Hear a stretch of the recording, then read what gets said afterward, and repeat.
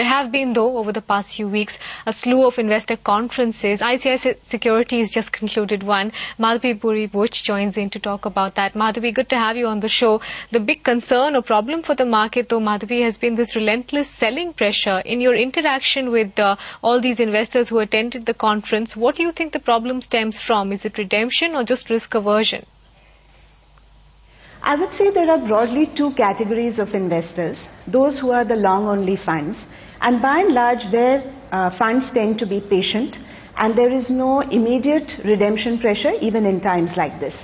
So these funds are by and large taking a 3-year to a 5-year view, and indeed their portfolios reflect the fact that there is no knee-jerk reaction and there is no redemption or selling pressure as such.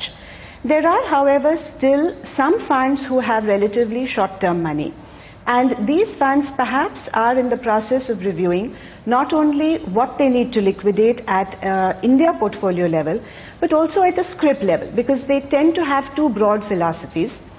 There is one set of people who takes a macro view on India and, having decided yes or no, chooses the scrips. There is another set of investors who look at the scrip-specific view and then take their view as to whether there is any circumstance which should prohibit them from entering India, but their basic view is taken on the scrip. So I would argue that perhaps there is some amount of residual short-term money, which perhaps is what we are seeing exiting the market, but there is a large corpus which is there of long-only funds, and it is very encouraging to see their view in terms of the long term. Morning, Madhabi. What about politics? I mean, did that come up in the conference as one of the things which might restrain India performance? How worried or concerned were investors there? I would say there is some amount of discussion around whether it might be appropriate to wait and watch.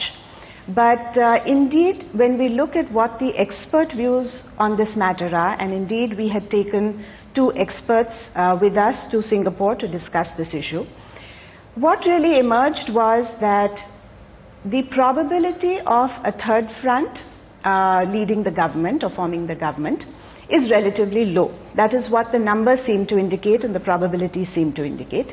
In that sense, I would say that the investors tend to be fairly comfortable with which of the 2 coalitions are likely to really lead the country. And there was a reasonable level of comfort in that, mainly because they felt that the economic policies of the 2 parties are perhaps not very different. On that point of specific scripts selling, though, Madhabi, a lot of heavyweights have come under pressure in the past few days. Are you sensing that there may be selling or exits happening from the blue chip categories as well? I would think that the thought process is really a combination of, is this a sector that I would want to continue to put the funds into? And within that sector, which company do I think is going to be the leader 3 years down the line, 5 years down the line? So wherever there are sectors which, and the way we like to really classify them is, wherever there is a sector where the Indian consumer consumes out of his income and not out of borrowing, that tends to be a much more stable base of consumption. So those sectors, let's say like FMCG, pharma, telecom, etc., tend to be a lot more stable as a sector.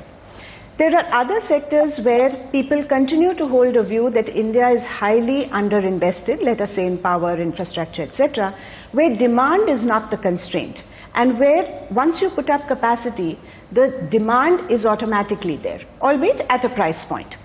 So I think people take a view in combination of the sector that they think is stable at the moment, and within that the scripts that they believe will outperform.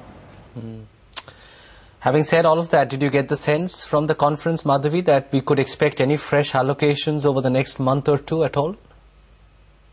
I would say that there are a handful of funds who are looking at fresh allocations. In our discussions, we certainly found that there was some potential for that. But I would say the decision point that most of the funds right now are facing is in terms of holding the allocations. Thanks, Madhabi. Thanks for sharing that perspective. That's ICICI Securities with its investor conference just concluded over the last few days.